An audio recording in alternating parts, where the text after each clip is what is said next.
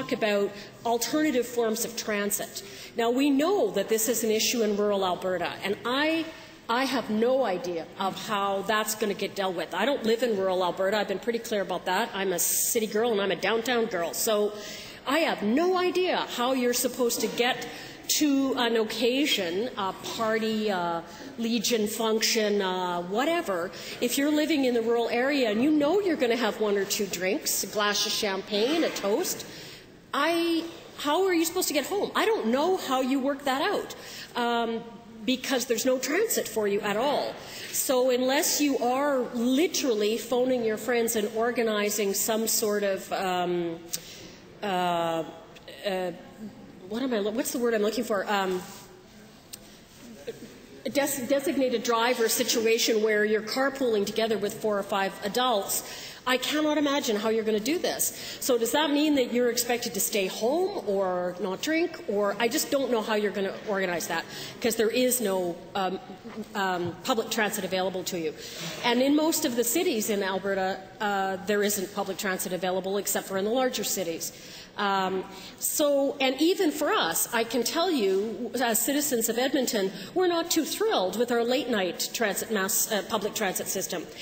Most of our buses, the last bus is pulling out at kind of 12-something, and I think the LRT is about the same time. So if you're actually trying to leave a bar at 2 o'clock, and it's fair to question me about, well, really, are we trying to deal with the people that leave the bars at 2 o'clock? Do we care? They're probably beyond hope anyway. But I'm still trying to work my way through how we do this culture change. And I think the cities, if I was in the city, I would be coming right back at you guys and going, okay, pony up money for an expansion of our mass transit right now, kiddos, because you are putting us in a position where we need to be providing it pronto. You guys are talking about bringing this bill in to play by either this winter or next summer. I mean, the cities are capable of doing this, but they're not going to do it on buttons. So there honestly, I'd be coming back to you guys right away and be going, okay, where's the money for additional transit?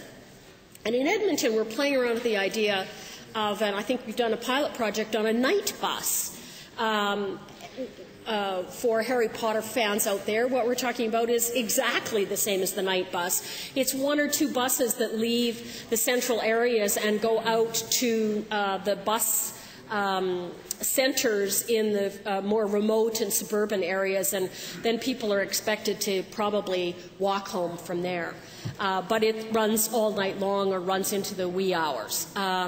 So again, that's something else that can be used in the major centres. I'm close enough to walk because I'm smart enough to live in the fabulous constituency of Edmonton Centre. But frankly, a lot of my friends are not. Lucky enough, yeah, sure, to live in the fabulous constituency. So they're in Strathcona, for example. So if they happen to be downtown, well, you can walk, but it's a heck of a walk, and you're not doing it in high heels, I'll tell you. So considerations there.